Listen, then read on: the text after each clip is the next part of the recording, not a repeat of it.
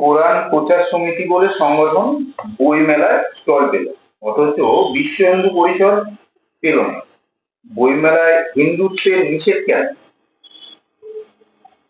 আমরা 2011 সাল থেকে বিশ্ব হিন্দু পরিষদের নামে বই মেলায় আর একটি স্টল দিয়ে আমাদের মুখপত্র বার্তা, সেই বার্তা এবং আমাদের নানা রকম যে সমস্ত পত্র পত্রিকা আছে, পুস্তক আছে, সেইগুলো আর সেখানে বিক্রি হয়।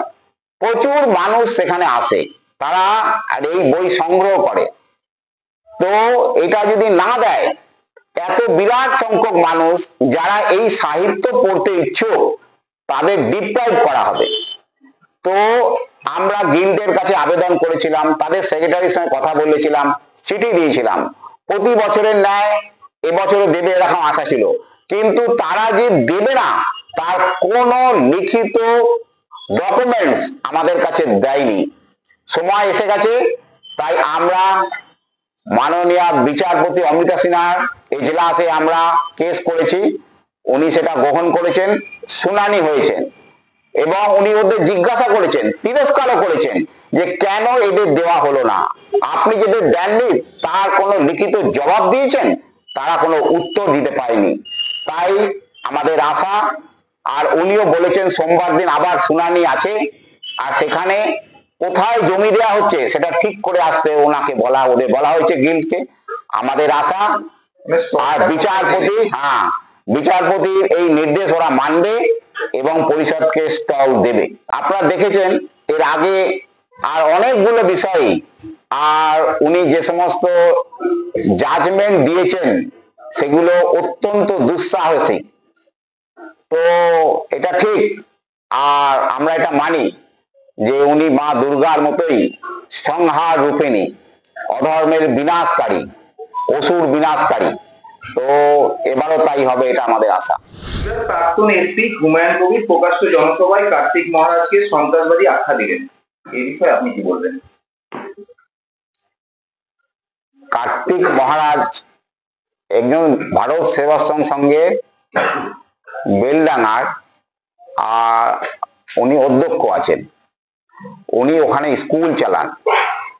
স্কুলে ওনার 4000-এর মতো ছাত্র আছে, সেখানে মুসলিম ছাত্রও আছে।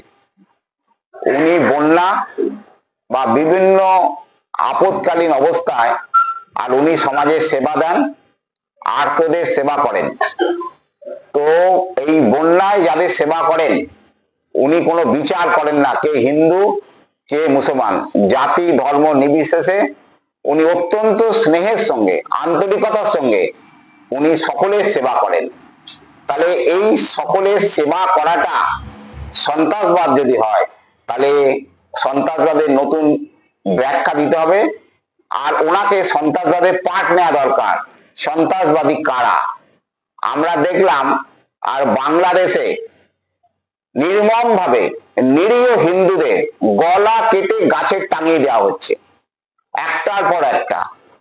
মুসলমান হওয়া সত্ত্বেও হাসিনাকে ওখান থেকে উৎখাত করে দেওয়া হলো। যে মুজিবুর রহমান বাংলাদেশের পিতা, বাংলাদেশের জন্ম দিয়েছে, তার মাথার উপর দাঁড়িয়ে মুসলিমরা হাতুড়ি দিয়ে পেটাচ্ছে, পেচ্ছাপ করে দিচ্ছে, এইটাকে বলে সন্ত্রাসবাদ। তাহলে উনি কোন সন্ত্রাসবাদের কথা বলছেন? ওই সন্ত্রাসবাদ ওই রকম কাজ করাটা কি ঠিক? তাহলে সন্ত্রাসবাদের ব্যাখ্যা ওনাকে সঠিকভাবে দিতে হবে, ওনার পাঠ নেওয়া দরকার। সন্ত্রাসবাদ কাকে বলে? সন্ত্রাসবাদ চলছে বাংলাদেশে, তাহলে ওই ধরনের কাজ উনি চাইছেন। যদি উনি এ ধরনের চান হিন্দুরা এটা করুক, তাহলে আমরা ফিরিয়ে দিতে রাজি আছি।